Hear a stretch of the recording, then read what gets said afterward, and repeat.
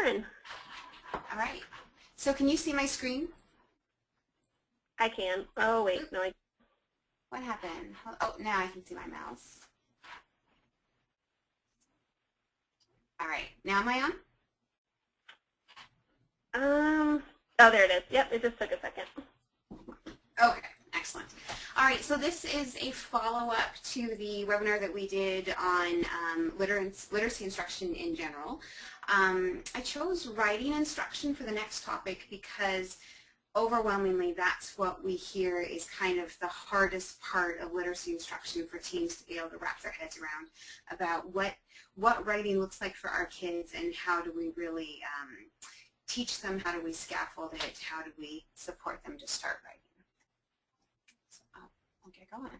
So in this webinar, we'll be looking at what writing instruction looks like for students with Angelman syndrome and how do we plan and implement this instruction in the educational plan, individual educational plan.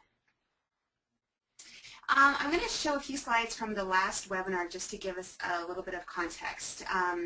So last time we talked about assessment of literacy instruction, and what I did was put the writing parts back in. We know from the bridge, which we talked a lot about in the last webinar, that writing emerges where students start. You can see down here where it says number 1, exploration. They're exploring utensils for writing, they're exploring drawing, they're exploring markers, pencils, crayons, and then they begin to develop more purpose, more intention, and we start seeing their writing go from what we see here on the left, which is sort of straight lines and some scribbles, to much more sophisticated writing. So stage 6 is this writing down below where Emma has clearly formed letters and is clearly drawing something. She's using drawings to show us, to convey some kind of meaning. And we know that our students with Angelman, this is just based on an informal survey of, I think it was a total, what looks like here, 427 families and teachers answered this question, that a third of our kids do not write or draw at all, and 60% mostly just explore their crayons and their writing tools, and that can include chewing their pencils, it can include marking up pages, that kind of stuff. And then we only see about 20% of our kids so far beginning to really write or draw with more purpose, such as continuous lines, circles, waves, and only a small minority have writing that looks like words or letters. We also know that fine motor skills in Angelman syndrome are more greatly impacted than just about any other motor skill. And the natural history study has been really helpful at kind of clarifying that. So this is what writing looks like using traditional pencils, and we know that most of our students are not successful at it. So then we asked, what about with a keyboard? What are our students writing when they have a keyboard, or what we call in emergent literacy instruction an alternative pencil, something that doesn't require the motor control that it takes to hold a pencil and actually write. And about half of our kids do not write on keyboards at all. 47% who are using keyboards, it appears random. They might be typing long strings of letters. They might be just typing a few random letters that sort of look like they're groups like words.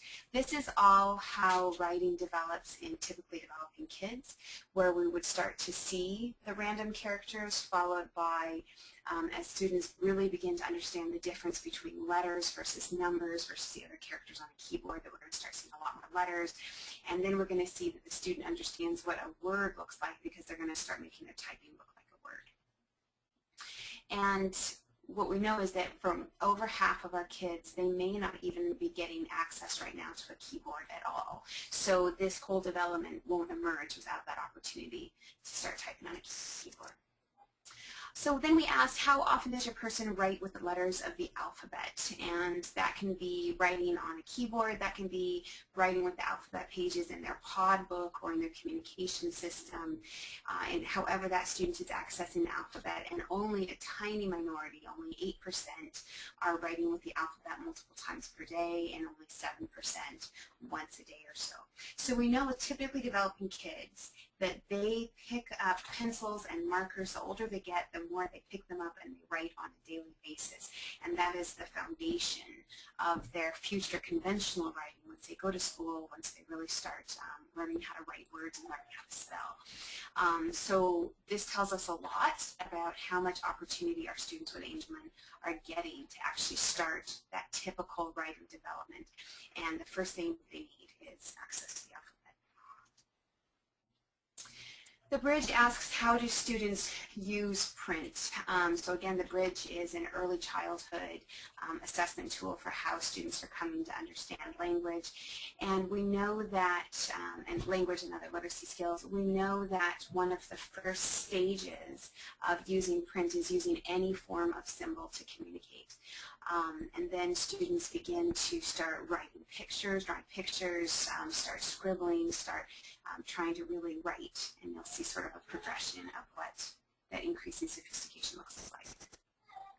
For our students with Angelman, more than half do not currently use print or symbols at all, and only a minority are using a few symbols to communicate. So a huge part of their future writing will come down to first learning how to use more symbols, and we'll see how we can do that as part of our daily classroom instruction as we go through this.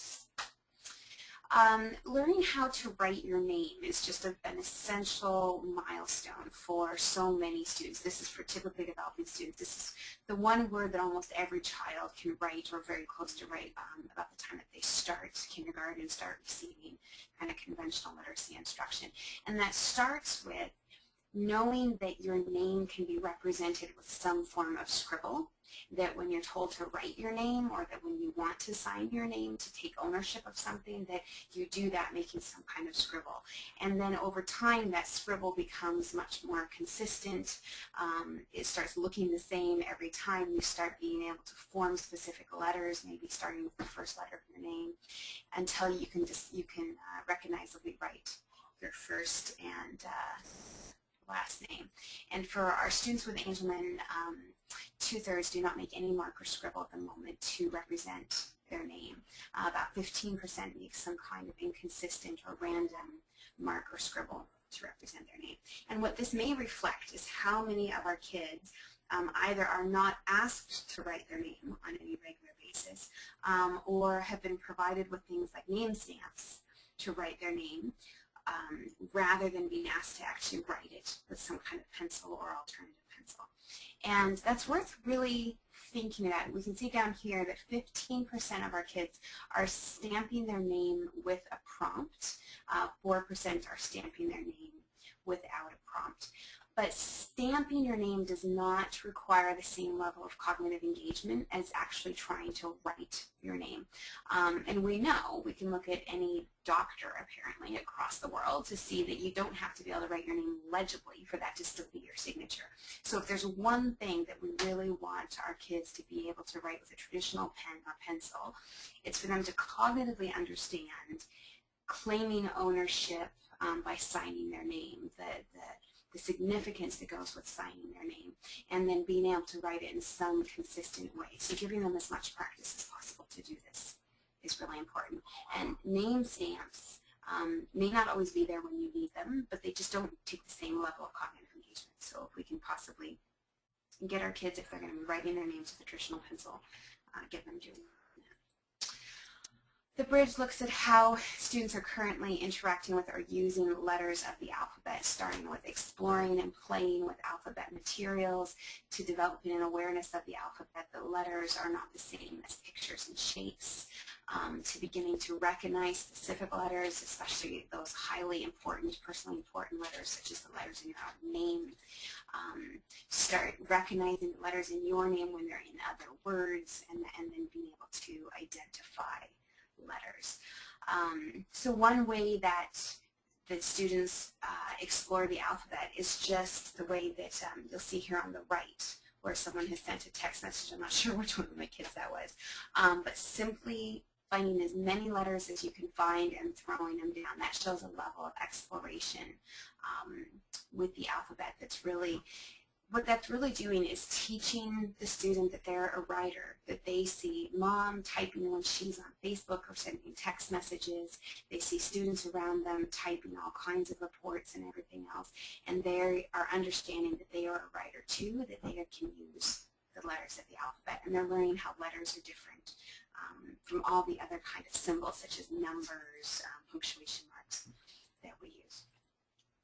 When we asked about our students with Angelman, families reported that almost half explore and play with alphabet materials and toys, and about 20% know that letters are different from pictures and shapes. Interestingly, 30% recognize the first letter in his or her name.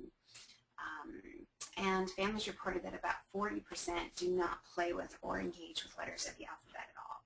So what that tells me when I'm looking at this is that we need to make sure that our students have really authentic purposes for using the alphabet all across the day. And we're going to talk about what that looks like. Most of our students with Angelman syndrome are emerging writers. So emergent writing is the writing that develops before you start school and learn how to write conventionally, meaning that other people can read what you've written.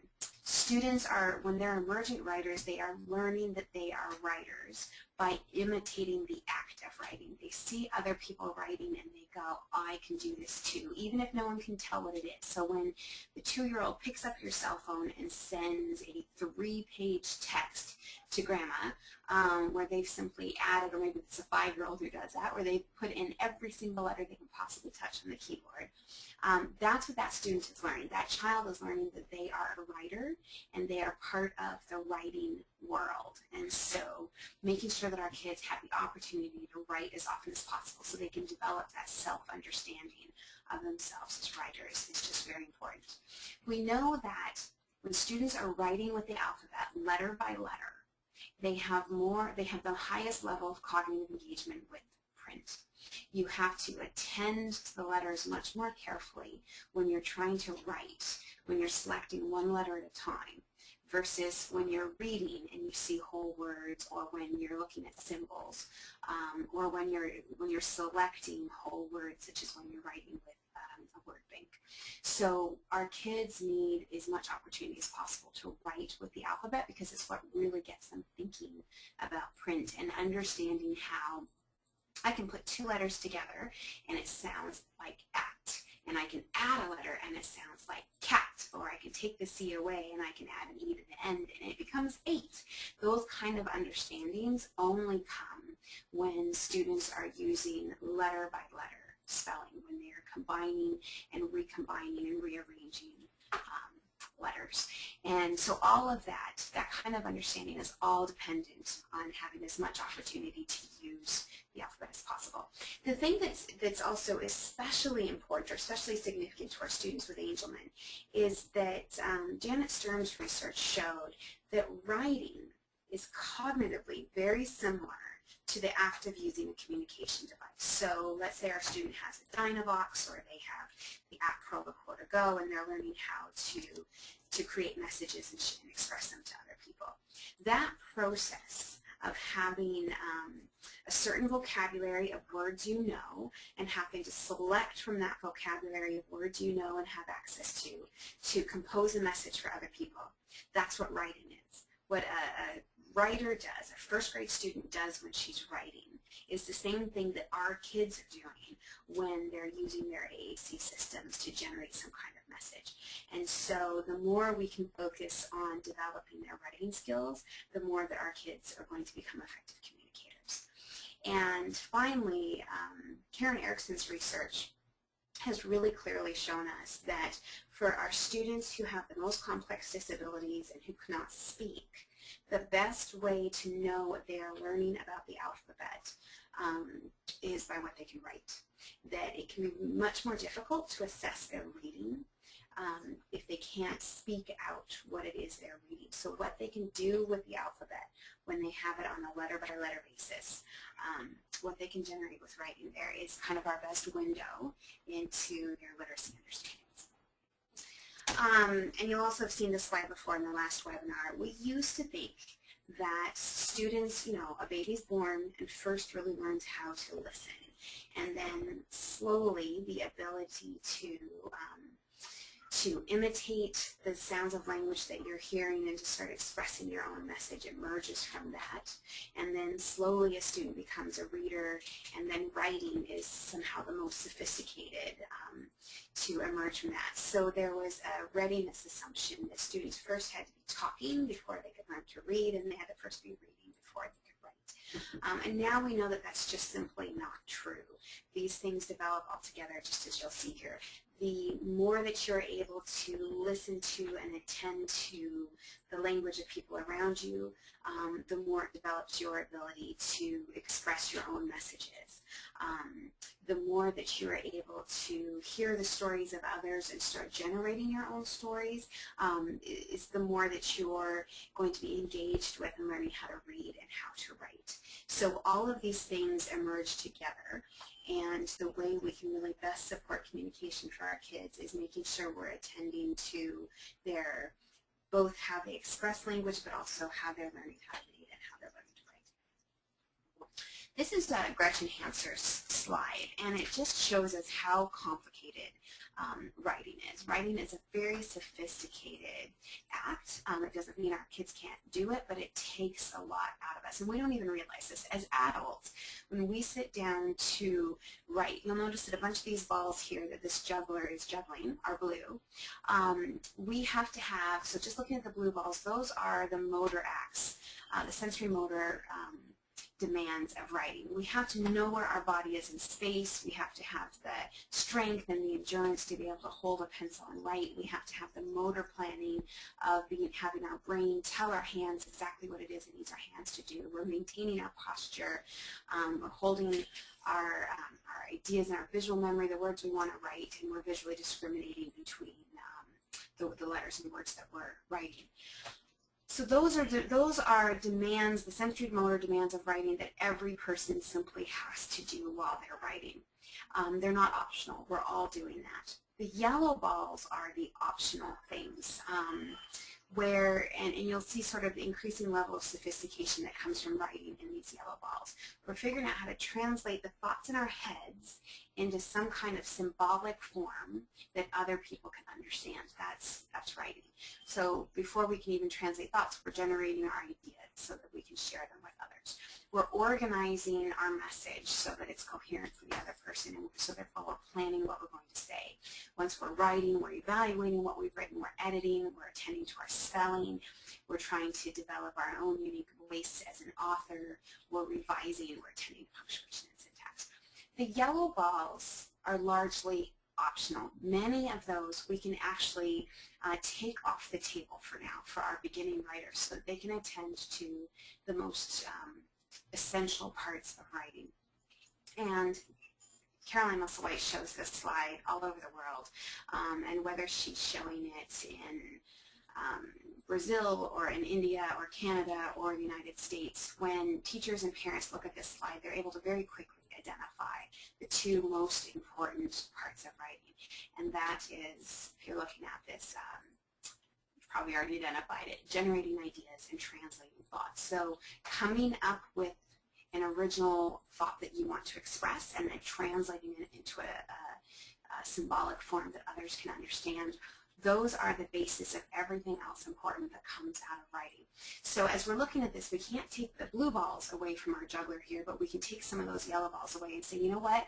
Don't pay attention to your spelling, your editing, how you're organizing your thoughts, your writer's voice, your punctuation. Let's just think about translating thoughts and generating ideas. And that's what we call writing without standards. That's what we call little children's scribbling, which is just exploring the alphabet and exploring how we can convey messages. And that's when we talk about emergent writing, that's what we're talking about for our kids, getting them to generate ideas and share them with the rest of us by translating them into a symbolic form. My rule of thumb is that it's not writing if it's not translating the students' thoughts. So I have visited kids with Angelman in their classrooms all over the place. Found kids tracing, copying, maybe they've been set up with Clicker 5 where clicker sticks, so a clicker software in a computer where they touch a symbol or they touch a picture and the sentence comes out. Maybe they're using the clicker apps on an iPad, like clicker sentences, where one student, what had happened was the special educator had written up entire paragraphs for the student to write, but all the student was actually doing is touching one word at a time in the order in which the student was prompted. And the teacher says, look, this is how he does his writing. Well, what we can always ask, we can know if it's writing, if we ask if it's translating thoughts. If it's the student's thoughts that are being translated into symbolic form, then it's writing. If it's not the student's thoughts, it's not writing. So anything where someone else has written it and it's the student's job to somehow get it on paper is not writing. It might be copying, it might be tracing, it might be something else, but it might be assessment, it might be all kinds of things, but it's not writing. Janet Sturm shows us through the developmental writing scale what writing looks like for our kids. We discussed this briefly in the last webinar. And this is just such a helpful tool for understanding how writing develops. I'm only showing the first half of her scale, because most of our kids are not yet past level 7 on the developmental writing scale. Level 1 of the developmental writing scale is when you start drawing. You use lines and curves to represent objects in some way. For our kids, most of our kids likely do not have the motor skills to hold a pencil and intentionally form lines and curves to represent objects. If they have the motor skills to do it, they may have too many sensory issues in terms of tactile defensiveness for even being able to hold an object. So they might have the ability, but just the sensation of holding some kind of writing implement is too much for them. So the equivalent for our kids is you'll see under accommodations that if a student selects a picture to write about, then that might be as close as we can get to that developmental level of drawing. The second stage is scribbling, where we start seeing sort of letter-like forms, and I'll show you some examples of that in a minute, where now those lines and curves have become just a lot more intentional. They are clearly meant to represent something. Maybe they aren't recognizable as letters, but they sure look like something. And then what we start seeing with kids is they just start doing strings of letters, and we'll look at some examples of that, but anyone who's ever let a 5-year-old hold their cell phone probably knows what strings of letters look like, because kids are so drawn to filling up screens with as many letters as they can. Next, we start seeing that the child has come to understand what words look like, and so we start seeing breaks. So you'll see here under level 4 that the student has irregular capitalization, all of that kind of stuff, but we see that the English language has, most words have between maybe 3 to 6 letters, and we can see that that student knows what words look like, that words aren't one long string, but instead they know what words look like, and they're trying to put letters together in a way that looks like words. And then we start seeing a recognizable word or two coming through in their writing. That would be a level 5, and then we start seeing some more. So there's some good examples here of what this looks like for our early writers. I put this in because I want to talk about what is writing and what is not. This is probably one of the most common ways that our kids are encouraged to write in their classrooms. What this student did was, probably with the assistance of an adult, cut out symbols and put them in the order of the sentence. So first we ask, is this translating the student's thoughts into a symbolic form for others to represent? Most likely it looks like the question was, what are you going to be dressing up for as Halloween or something similar, and that's the idea that's being conveyed, but we don't really know that. We don't know that she first used her communication system to do this. Next, it's not necessarily writing, because it's selecting symbols, very likely that someone else gathered up. And so we have, and someone has there's clearly an intentional order that someone has put in. This doesn't look like scribbling. This doesn't look like writing. This looks like conventional writing. If we just look at the words, this is conventional writing. This is not the writing of a beginning writer, because our early emergent writers are not, focusing on their syntax and their punctuation and their editing and their revision, right? They're still at that early writing level. So this looks like an attempt to help a student look like she's doing conventional writing by cutting and pasting symbols. It's very possible that all she learned from this activity was how to cut and paste symbols. The other thing to know is the research shows us that supporting text, the words, with symbols slows down the student's ability to read. So this may have actually been counterproductive if the goal of this activity was to develop her literacy skills. Here we have another one of our kids, tracing and copying. Again, tracing and copying are a motor activity. This is not writing.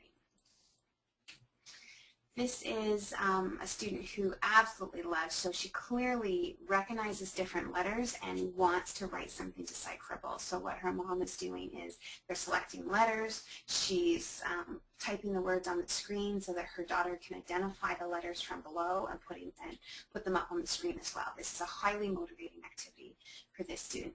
This is not writing, this is copying, but it's something that the student clearly cares about and enjoys doing. But we just need to know that this might be developing her letter knowledge, but it's actually not a writing activity because we don't see here that she's translating her own original thoughts into a symbolic form. She's copying.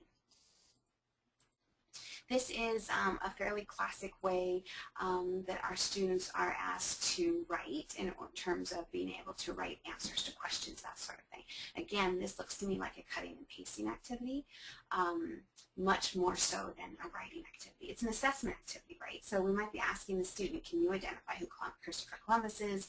She might be recognizing the words, she might be recognizing the picture, but that's still assessing her knowledge about the social studies unit. That's still not writing. So cutting and pasting is not writing in this sense. This is writing. So this is one of our kids, and you see that she has strings of very letter-like forms, including some recognizable letters. If we go back to that developmental writing scale, we'd see this is probably a level 4. This is writing. This is a student, again, you notice that we have strings of recognizable letters, and she's supplementing her letters with drawings. She's supplementing her drawing with letters. My goal for this student, for her writing, would be that once she's done this, which is an activity she absolutely loves to do, draw a picture and add letters to it, is now we use her AAC system, her communication system, to figure out what was the story that she was telling us, because most likely her fine motor skills, because she has Angelman syndrome, are going to be holding up all of the rest of her cognitive understanding and her communication skills. We just would expect that her fine motor skills are her weakest. So if this is what she's able to convey with her fine motor skills, now we need to be saying to her, wow, you're telling us a story. We can't figure out the meaning of it right here. How can we figure out that meaning? Let's use your communication system and be able to understand what it is that she's conveying. This is a writing sample from the sibling of one of our kids with Angelman syndrome. This is writing. We might not be able to understand what it is she's writing. She's clearly got some recognizable words. If you go through these letters, we can see that her name, and we can see the word mom. And then she's got a whole bunch of other letters. When asked what it was she had written about, the little girl told us something about princesses and a tower and a dragon. It's very likely that where you see what looks like a letter P, she's using a single letter, what she knows of a single letter, to represent an entire word. This isn't that different from what we saw back here. This student has, this typically developing child probably has better fine motor skills because she does not have Angelman syndrome, so she has a greater range of letters that she can write with, but it's cognitively the same thing. This is most likely a writing sample. It might be my Maggie, and it might be her little sister. I'm honestly not sure at this point, but this is writing. This is selecting letters from the complete alphabet to try to generate some kind of message. There may not have been a message. It may be the point of the activity for this child was to become a writer, to feel that she was writing, to participate in the act of writing so she could define herself as a writer, and that is an incredibly important understanding for a student at an emergent literacy level. This is writing. This is a student using a alternative pencil. So this is the Alphaboard pad as an alphabet flip chart where he's getting a chunk of the alphabet at a time. He's got a photo he's chosen to write about. He's got a chunk of the alphabet he can swipe to see any letter of the alphabet, and he is selecting letters.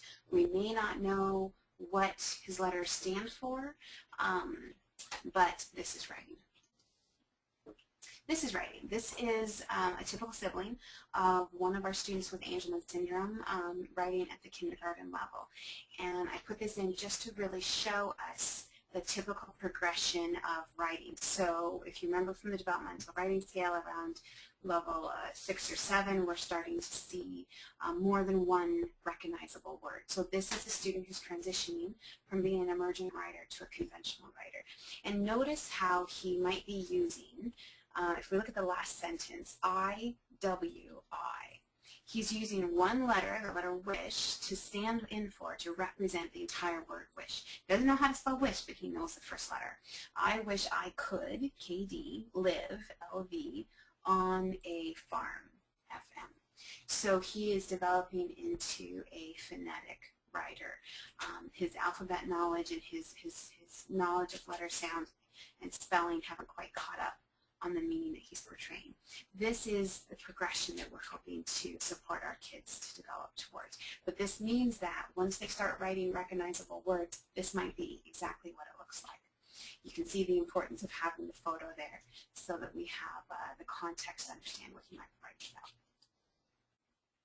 This is writing. This is one of our girls using an alphabet flip chart, similar to what you saw in a previous slide. Let me scroll back like that. Although hers is light tech, meaning it's laminated paper rather than on an iPad.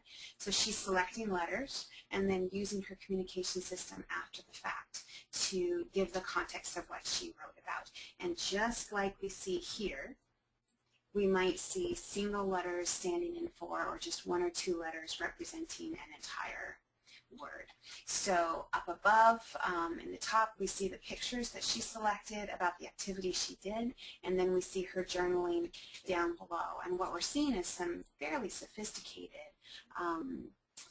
kind of sort of late emergent understandings of letter sounds and how letters work together. Early spelling here, where she's representing the word game with the letter G 3 times, representing the word watch with W-A-C-C, and representing her friend Anna's name with 2 A's, just like Anna sounds, Anna, right?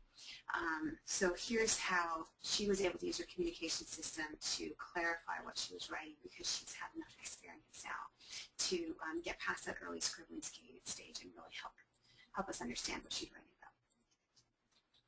The essential, the parts of instruction that are absolutely essential to help our kids develop their emergent writing skills and understandings are these 5. First, they have to have access to the alphabet, and we'll talk about the different tools that give them access, but they have to have access to the words and the letters that can allow them to start writing.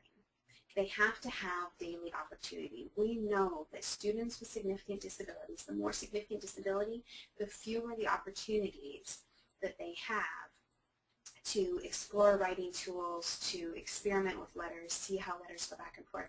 They have fewer opportunities to even see writing. So many of our kids, for example, have cortical vision impairment, where even looking up across the room and watching other people write is going to be more challenging for them, because there might be so much visual clutter in the room, there might be too much light, so they're not even witnessing writing the way that their typical peers are. So we need to reverse that effect of their disabilities that currently happens, where they have fewer opportunities, and we actually need to ramp it up and give them as many opportunities as we can possibly do. We need to make sure there's an authentic purpose to writing. It needs to help our students get things done. Whatever is important to our student that can be accomplished with writing is what they should be doing with their early writing. I mean, no child anywhere was ever highly motivated by a worksheet, by anything like that. We have to figure out the authentic purpose for our kids. We have to model for them how to write using the tool that they can access. And we'll talk about what that looks like. But I think that that might be one of the absolutely most essential things that we struggle to do. My own daughter, as we started working on her writing instruction, was just scribbling up a storm with keyboards and starting to type recognizable words, and then suddenly around Christmas, we just couldn't get her typing anymore. And she was picking up pens and markers wherever she could and scribbling like mad, but there was no longer any recognizable words because she doesn't have the fine motor skills yet to be able to do that. And as we tried to analyze what had changed, why wasn't she really willing to type, well, we looked around the classroom. She had become so aware of writing that she knew that her writing looked different from her classmates. And she wants to write like everybody else writes. And most of the writing that she sees around her is writing with traditional pencils, writing with traditional markers, or writing on an iPhone. And she went from typing on a regular basis on an iPad to being willing to sort of text message on a phone or write with a traditional pencil. But we had really neglected the modeling part, and we feel it really caused her to actually regress on any ways in her writing, simply because her fine motor skills are never going to allow her to convey meaning the way that she can with an alternative pencil. It's too difficult for her to form letters and convey meaning. So writing with a traditional pencil is always going to hold her back. And our students need instruction. And I'll show you some slides of what instruction really looks like, the kind of instruction that helps our kids develop deeper understandings of print and writing. So first, we're looking at access. Access to language and vocabulary, access to the letters of the alphabet. We need to find almost all of our students with Angelman are not going to have the fine motor skills to use a traditional pencil to be able to write in a way that lets them convey meaning. We would expect that due to the nature of their disability, trying to use a traditional pencil to write is going to put so many demands on their motor skills that there just won't be that much attention left, that much cognitive energy left to be able to actually convey a message. What Caroline Musselwhite talks a lot about is the different ways that we can write, how it is that we can access words in writing. So you'll see in this pyramid that she has word banks up at the top. We're all familiar with word banks. That's kind of a classic part of writing with tools such as Clicker, whether it's the Clicker apps or the Clicker software, where we've put a limited number of words available to the student, and the student is selecting one word from a field of maybe 3 or a field of 10 or however many. And often, so often for our students with Angelman, that's all the writing that they actually get access to. All the words that they get access to is whatever is in their word bank. There can be a time and a place for writing with a word bank, but the writing that's actually going to develop our kids' ability to write, their understanding of the alphabet, is not word banks. We've got to get them using tools that are more generative than that. You'll see down at the bottom, she's got the alphabet. The 26 letters of the alphabet are the most understood symbol system in the world. So the more opportunities we give our kids to write with the alphabet, the better. And kids need to be working with letters, putting them in one order, switching up the order, adding another letter, and seeing what that does to change the word in order to truly become writers. So the bulk of their writing needs to be with the alphabet. And then in the middle, you'll see in her pyramid it shows core plus content. Those are words from their communication system. So if our student is using a pod book, if they're using Proloquo, if they're using a Dynabox, they're learning how to think of the idea that they want, generate the idea of what it is that they want to write about, and then translate that into symbolic form using their communication system. So that's core plus content writing. And that's something that every time they do it, it's reinforcing the importance of their communication system and how to find vocabulary in their communication system, and that's just highly valuable. But we just really need to be as sparing as possible with words.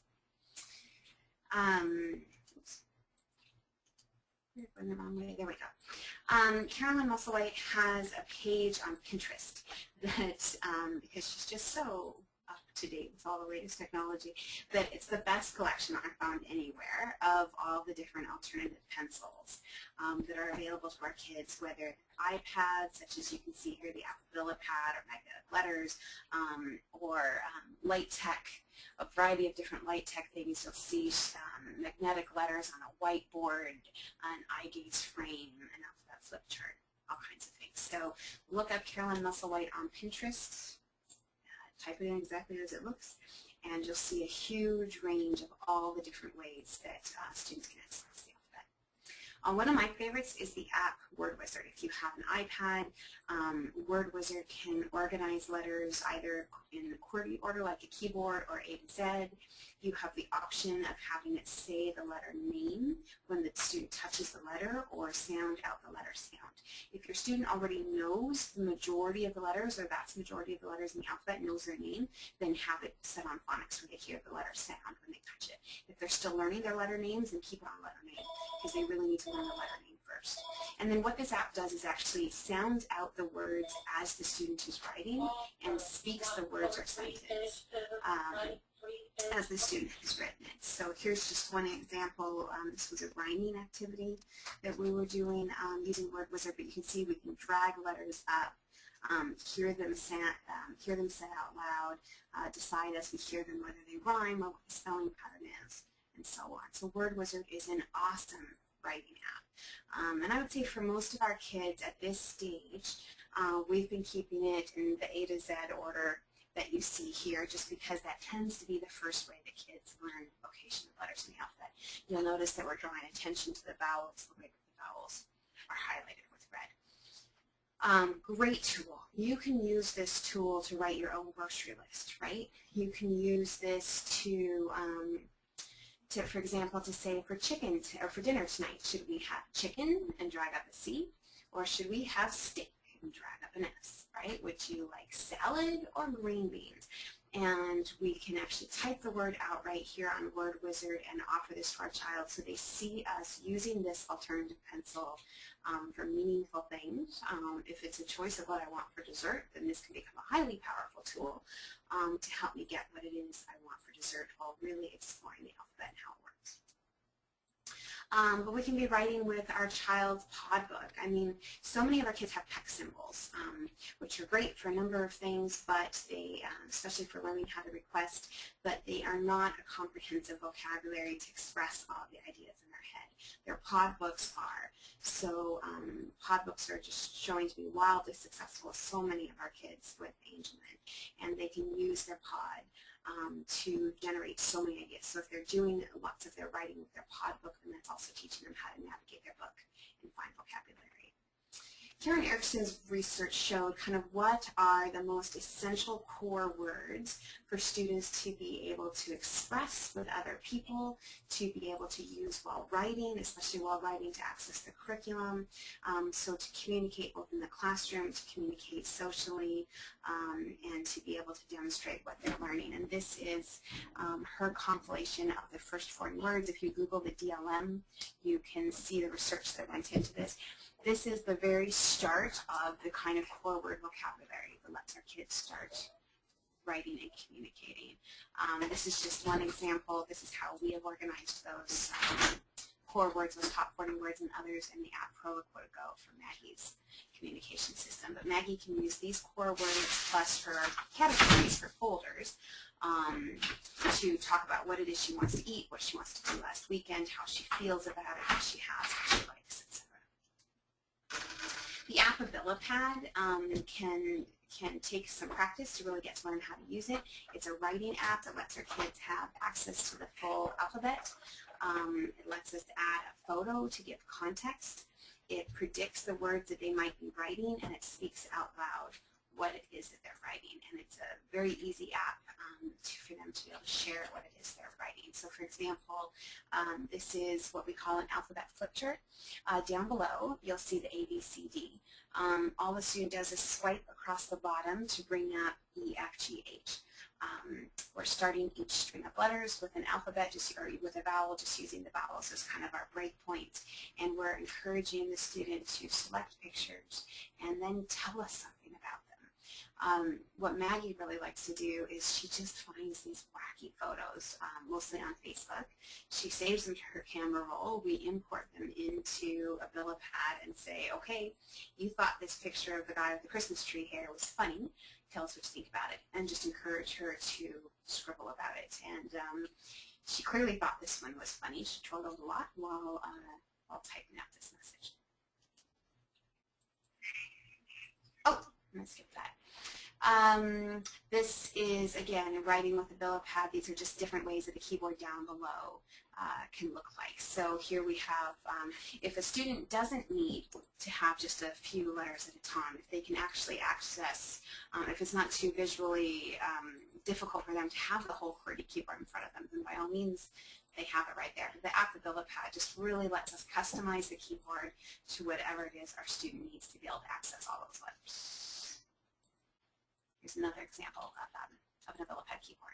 Again, this is an alphabet flip chart, and the student just swipes to get the next chunk of letters in the alphabet. You'll notice that we're presenting the letters in alphabet order so that they're all in a predictable order.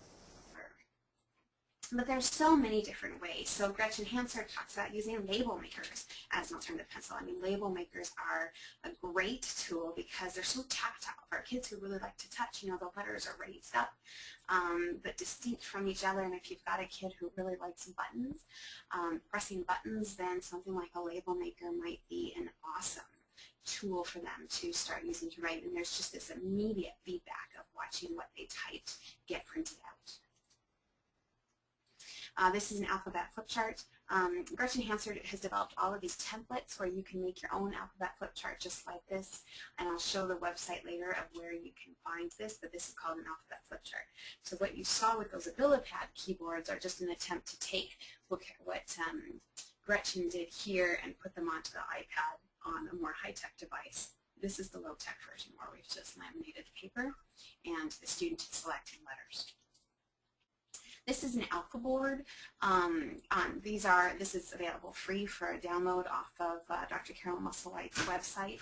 So again, we see the vowels along one side in red. We see the strings of letters, and what she encourages you to do if your student really needs to see fewer letters at a time is to put a cover up over most of the letters. So all the letters are still there. They haven't moved, but we're just drawing the student's visual attention to just a few at a time.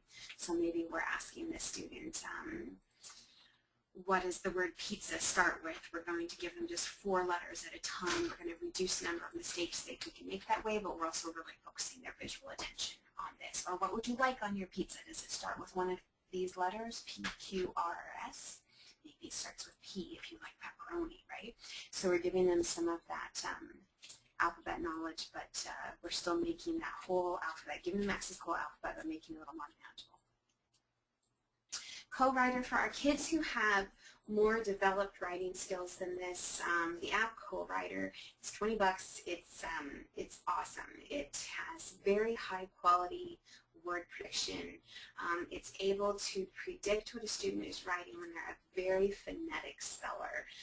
My younger daughter is a very phonetic speller and is starting to type words out exactly as they sound to her, and Co-writer has been the only support we've found that really knows what it is she's trying to type. So, for example, this was the example that got me to get Co-writer for her. She typed elephant, starting with the letter L. It was L-F-N-T.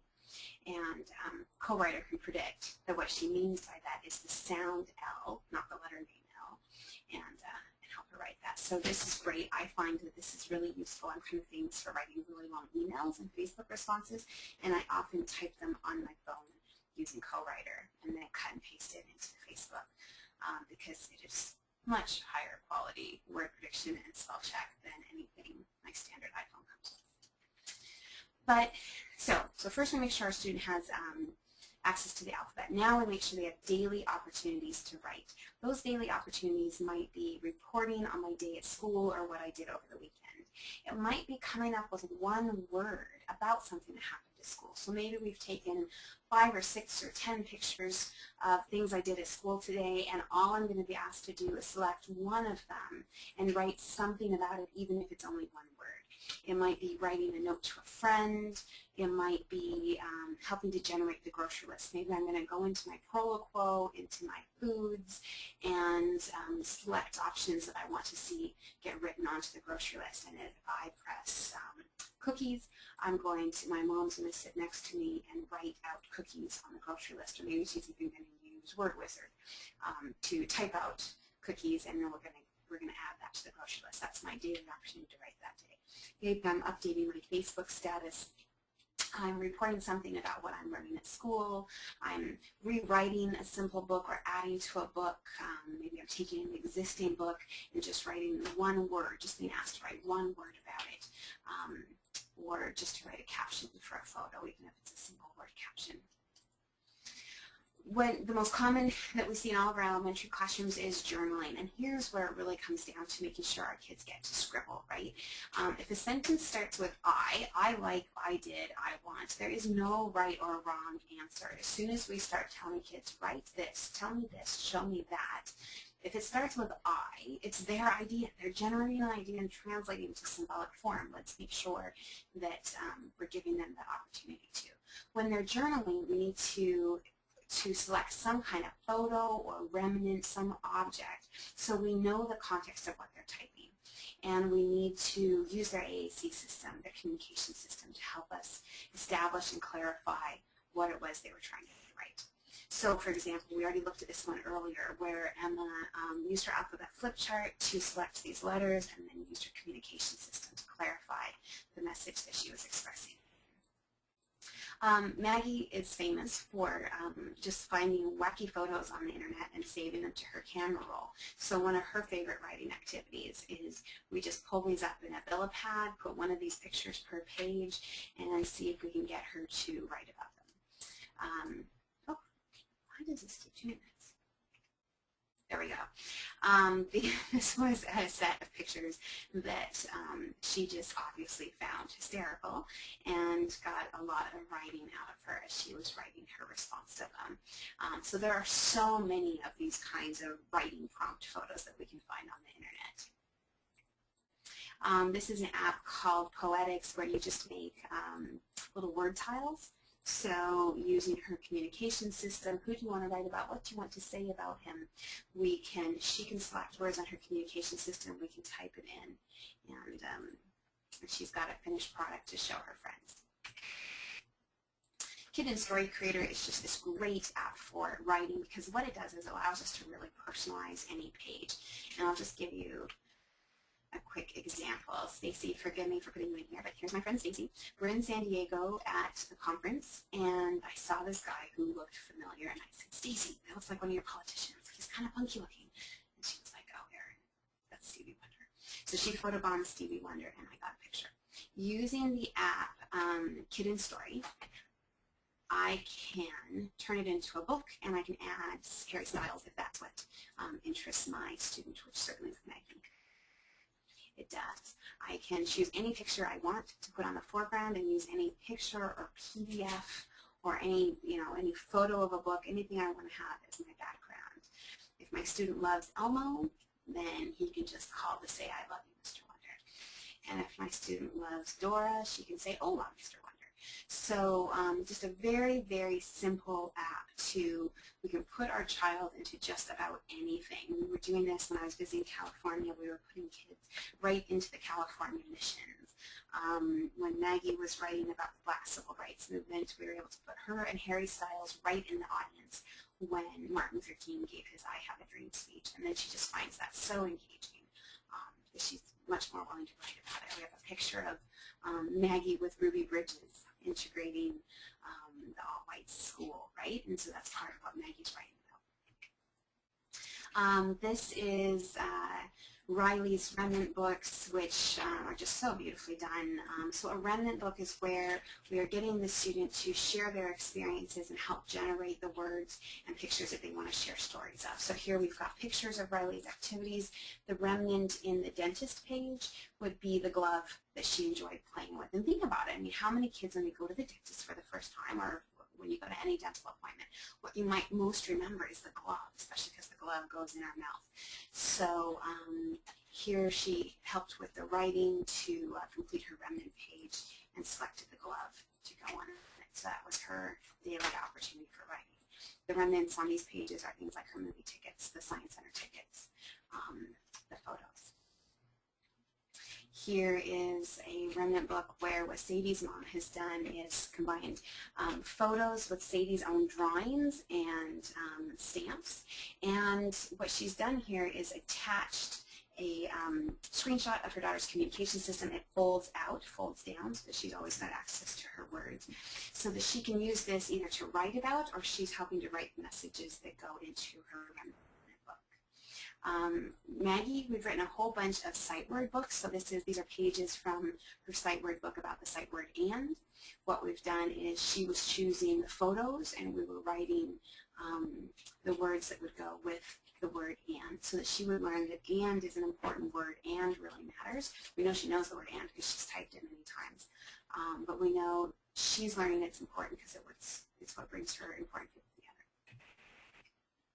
We need to make sure that our kids are writing for an authentic purpose, that when we're asking them to write, writing is really hard. We saw all those balls that our kids have to juggle when it comes to writing, so it needs to be worth it. It needs to help them accomplish one of their goals. It needs to be stuff that invites interaction and engagement from other people and really shows off what they know. So what's often helpful is to give our beginning writers a writing prompt. So here's something like this. One of Maggie's favorite activities is she chooses who a note is going to go to, the general message, and then she fills in the blank. So I love you more than. Who do you want to send that note to? What's the word you want to finish that sentence with? Filling out birthday party invitations, even if it's selecting the person from the people category in your communication system, or an alphabet book about all the favorite people you have, and then writing your name on the invitation to sign it yourself. Sending birthday cards to all of your favorite people, choosing what cards you're going to send and signing your name yourself is a really authentic reason to actually write your name or use your communication system to generate a message.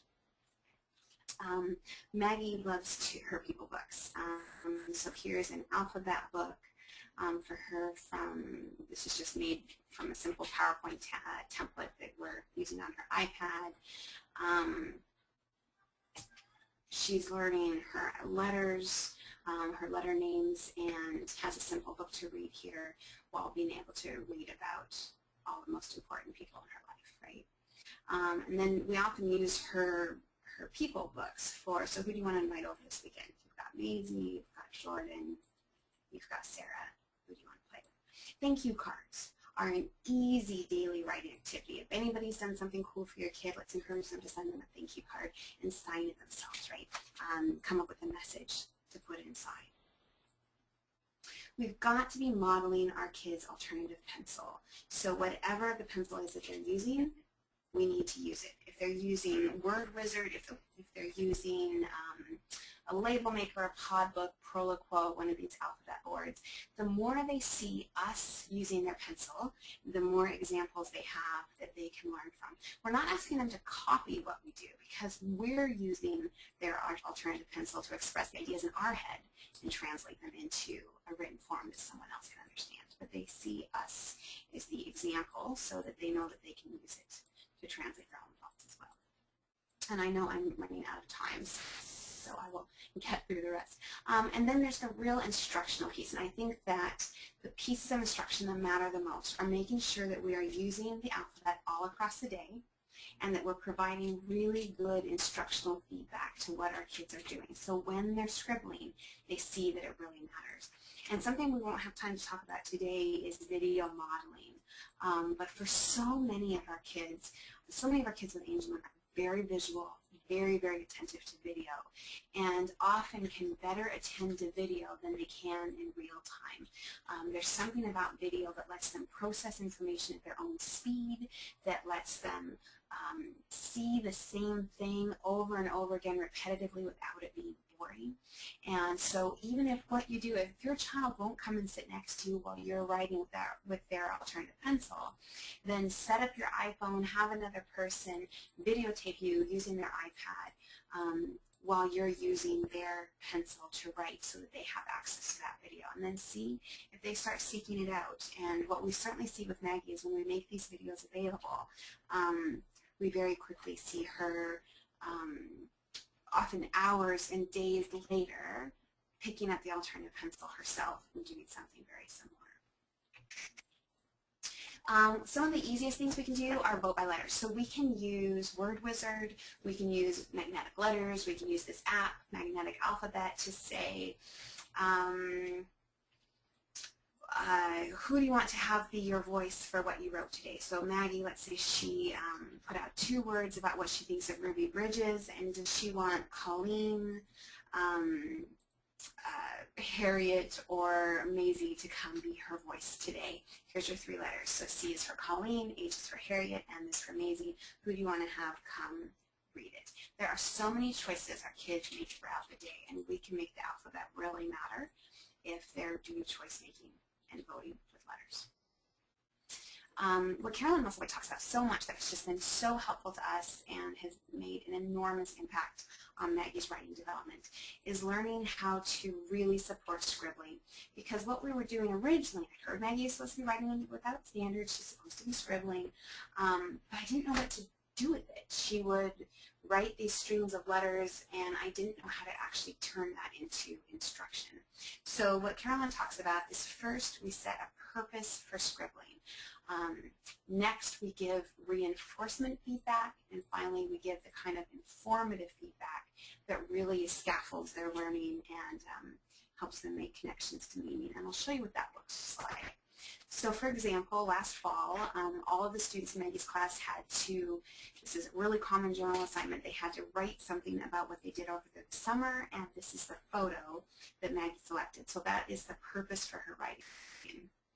Next, so we set a purpose, and now what we do next is model how we're going to use their pencil to write about it. So her aide in this situation didn't write about Maggie, I see you in the sand at the beach. What her aide wrote about is what she did herself over her weekend. But she used Maggie's pencil to do that, so that Maggie has a model of how she used her pencil to write about a similar but slightly different topic.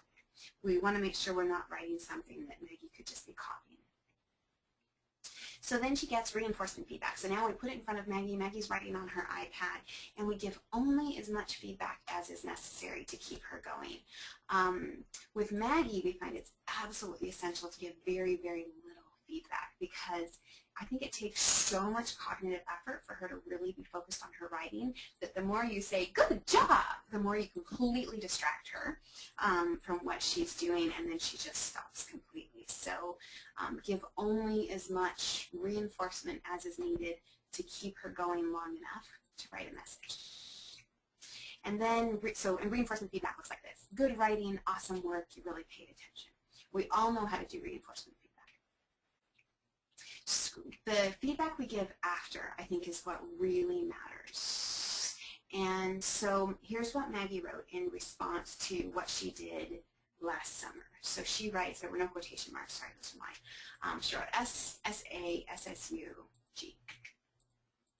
Our first plan, Plan A, is to attribute meaning to the student's attempts. So we look at what Maggie wrote, and we look at clearly what the experience was, and we say, oh wow, Maggie, okay, I wonder if you were thinking of sand. I see you in the sand, and I see S-A. And it would make complete sense that for a beginning writer, S or S-A would stand in for and represent the entire word summer. The student might only know the first letter. Summer, S-S-U. Sun, S-S-U. So we say, I wonder if that's what you were writing.